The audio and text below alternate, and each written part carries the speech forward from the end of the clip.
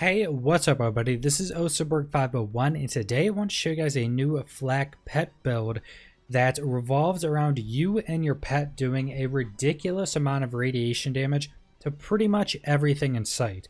Now with the new Terror Anointed effects, this build and pretty much every other build in the game got a pretty big power increase, but builds like this that were specifically lacking in damage but not lacking in, say, utility or survivability, I think got a much bigger power increase because these new anointed effects just have some of the strongest pure damage effects we've had in the game so far. With all of that and the Maliwan takedown coming out soon, I think this build is poised to be one of the top tier builds in the game. Okay, so let's get right into the talent tree.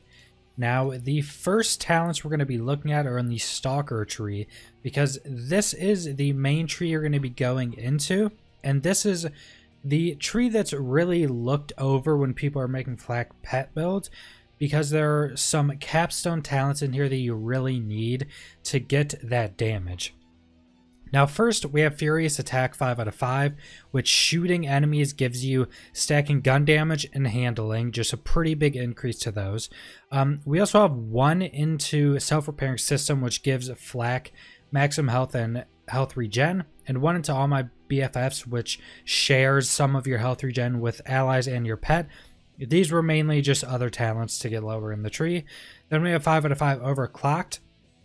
You baseline, gain 10% fire rate, and you get another 10% after you reload. So that's a pretty big increase into your fire rate.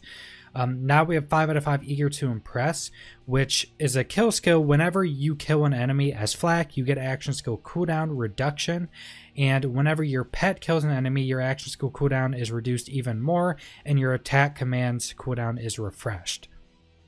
Then 3 out of 3, the Fast and the Furious. When you're above half health, you gain gun damage and movement speed. 25% gun damage, 10% movement speed, both pretty big bonuses. And that's only 3 out of 3, so that's a really good talent for the amount of points you get. Now Hidden Machine, which is also a really big damage increase because of some of the stuff we're going into, which is whenever an enemy has no target or is attacking a different target, FL4K deals 30% increased damage with 5 out of 5 to that target. And this is going to be happening a lot, so we're going to get this bonus quite a bit. Now, one of the main talents for a FL4K pet build is the Power Inside.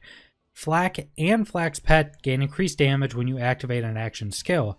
If you're at full health, this is doubled. So 25% baseline for 15 seconds, 50% when you're at full HP when you use this, for you and your pet. That's a massive damage increase.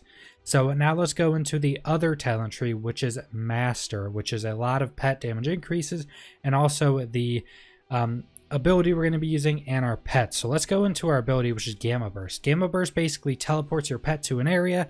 It's basically kind of blows up and does radiation damage and makes your pet bigger and makes your pet do more radiation damage when it attacks during the duration of Gamma Burst. Now the augments we're using is Atomic Aroma, which makes your pet irradiate radiation damage around it when Gamma Burst is active. And then Endurance, whenever FL4K or FL4K's pet kills an enemy while Gamma Burst is active, the duration is extended and pet damage is increased. This effect can stack up to 5 times, so pretty big damage increase to your pet. Now I'm using this more for this build to just be kind of, you know, a pet build. But you can also switch this with Emphatic Rage, which for the duration of Gamma Burst, damage dealt by FL4K is increased by 20%, which is a pretty big buff. Now, Endurance also kind of has a drawback because you have a few different talents and synergies that work with you using your action skill. So if you think you're going to be able to get better and you don't mind, you know, kind of losing a little bit of the identity of the build being, you know, kind of a pet build, you can definitely switch out Emphatic Rage, and definitely for some boss fights, switching to this is definitely going to be better, so you do have some variety with that.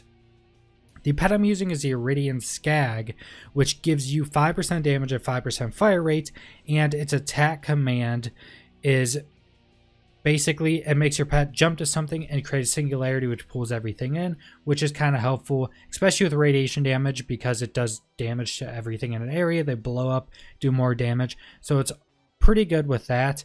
But you can use any other pet. You can use the Great Horn Skag if you want to, or you can use either of the jabbers right here. Pretty much anything you want. This one gives max HP and movement speed, which is good. And this jabber, I think the gunslinger is actually a pretty good variation as well, just because of the damage and stuff it deals. So that's pretty much up to you, but I think the Eridium Skag is the best specifically for mobbing. Now for the talents, we have 5 out of 5 ferocity, which is 50% pet damage. I have 100% because of my class mod, which we will go over when we get to the items. We have 1 in go for the eyes because this makes your pet crit the first time it attacks something. If you get more points into this, it just increases your pet critical hit damage.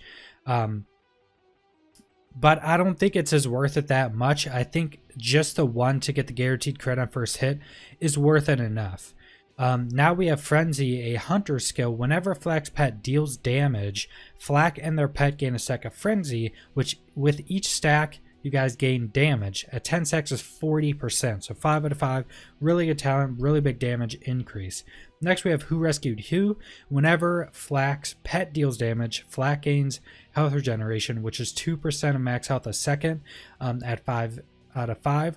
And then whenever Flak deals damage, you heal your pet for a portion of that damage. So 5% of damage dealt into pet health. And also, take into consideration, this is whenever Flak deals damage. This isn't just weapon damage, this is anything.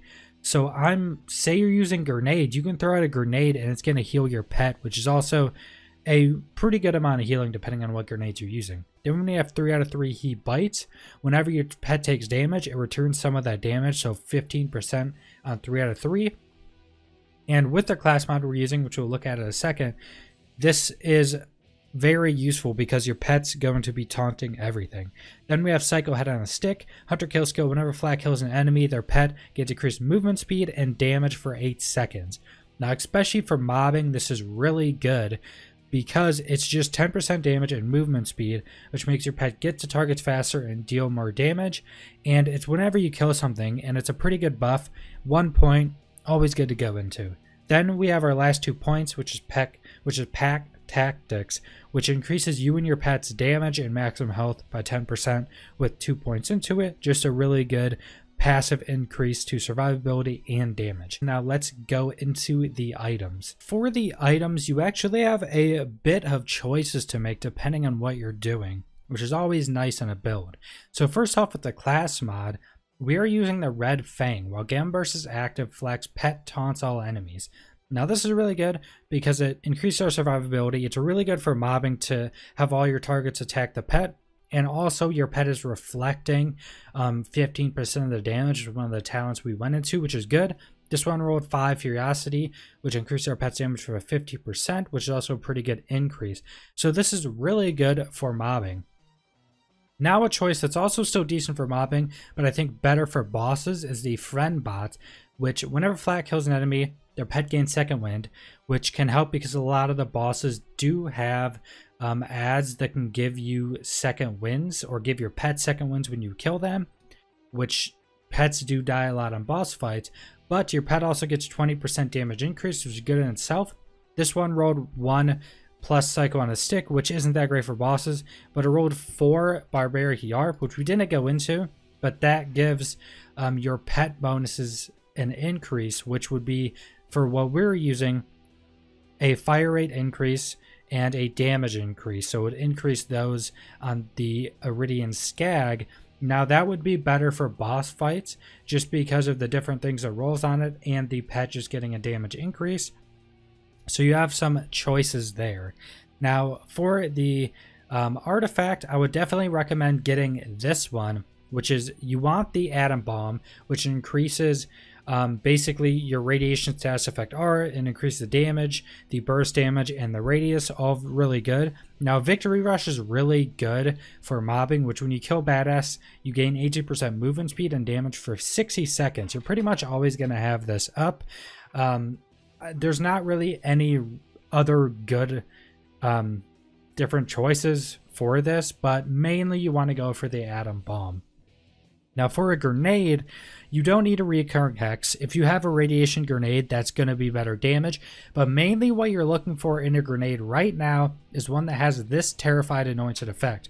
When Terrified, gain increased damage and fire rate. The more terror you have, the higher the bonus. Now terror stacks up 3 times, and at 3 stacks, this gains a 15% damage increase, and I think it's 12% fire rate, but I'm not certain on the fire rate. So it's a really big damage increase.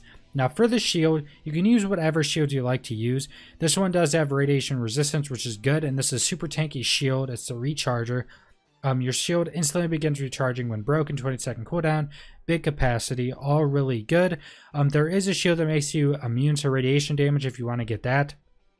I forget what that one's actually called, but pretty much any shield you want. But mainly we also are looking for an anointed Terrified effect on this. And the one I'm using is while Terrified, gain ammo regeneration. The more terror you have, the higher the bonus. I think it's like 12% of your magazine a second or something like that at 3 stacks of terror, but I'm not exactly certain on the numbers on that.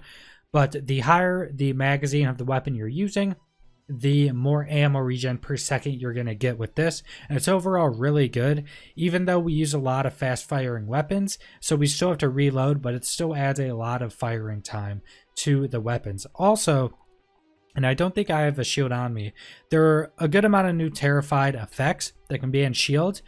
There is one that's also really good that gives you health regen when you are terrified or have terror on you. And this health regen is actually really strong, and this will also help, since we went into a talent that gives our pets some of our health regen, it'll also help our pets stay alive. So if you're not wanting to use, or you don't have the ammo regen Terrified effect, and you have the health regen one, that's also a really good alternative to this. And if you're finding yourself just dying a lot, switch it up to that, and you'll probably stay alive a lot longer, because the health regen is really strong. Now, for our Terrified stacks, or our terror stacks, you're going to be wanting to get a face puncher with this terror effect. Melee attacks have a 25% chance to apply terror to yourself. Now, a face puncher normally rolls ×7. And all of those pellets count as a melee attack. Now, if you get a redundant, it's ×14 like this. But even with the ×7, at maximum 3 shots is going to guaranteedly give you max terror. It's usually 1 to 2 shots, even with a normal face puncher. So you're going to have max X all the time. If you don't have a face puncher like this, there's also an anointed effect that can be on shields and grenades, that after you use an action skill or on action skill end, you gain terror over 18 seconds, and it's something more like you'll have terror on yourself for like 30 seconds. So if you need that, you can grab that as well. But you're going to be wanting to get a face puncher with this effect on it. It's super good. You can have it up all the time. Now, one of the highest damage weapons you're going to get, if you get good rolls like I got, is the Pestilence. Now, this is from, I think, Jackal and Hyde, which is the same enemy. It's just a Goliath that changes in between the two. A quick Google search will show you quickly where to go farm this item if you want to farm it. Now, I got a really good roll. These don't always roll ×2, so that's a really big damage increase. And I got the Gamma Burst, which is this is the main anointed you're going to be wanting to look for on your radiation weapons when using this build. While Gamma Burst is active, gains 65% bonus radiation damage. That's just absolutely massive damage increase. And I got a ×2, so this is really good, really high fire rate. The only issue with this weapon is even with the ammo regen on this, it doesn't change the shots to break for this weapon. So it does overheat pretty quickly. But as you see in the video, this thing absolutely just destroys and does so much damage so quickly. So this is one of the best weapons you're going to be able to get. Now, all these other weapons are really good rolls, are really good weapons, but there's so many different weapons that if you get good anointed rolls now with radiation damage, you can probably use it. So this one is the Decaying Barrage. That is pretty much a burst weapon, and it's really nice because it basically has no recoil. But mine rolled, Gamma Burst is active, gains 65% bonus radiation damage. So this is a really good weapon. You'll see in the video, this thing has a ridiculous fire rate with it being burst. And since it has no recoil, it's really easy to hit crits and all that type of stuff, not miss. So this is a really good weapon if you have a good roll like this. And Undermine a Crossroad, which is just a crossroad with radiation damage with the Gamma Burst on it again. Crossroads I would recommend against, since they were nerfed, they're not that great anymore, but it still can be a good weapon if you have a good roll like this. Now, some other weapons. A Radiation Fearmonger is going to be good. This is a good roll. It could be better because it could be ×8, but there are rolls that, while terrified, you have a chance to fire an extra projectile, and that is a pretty big damage increase. Also, if you don't know, Fearmongers increase the amount of pellets they shoot while you have terror on you. 1 extra pellet for every terror stack you have on you, so up to 3 extra. So this would be a max terror ×7 instead of ×4. So this is a really good weapon as well. There's also another terror effect, which I have on this Star Helix, which while terrified, you gain increased crit damage. Now I'm pretty sure at 3 terror stacks, this is 90% increased crit damage, which is insane. I'm looking for a better weapon with this on it, but this is a really good terrified effect that if you can get on any radiation weapon or any weapon, this is going to be good.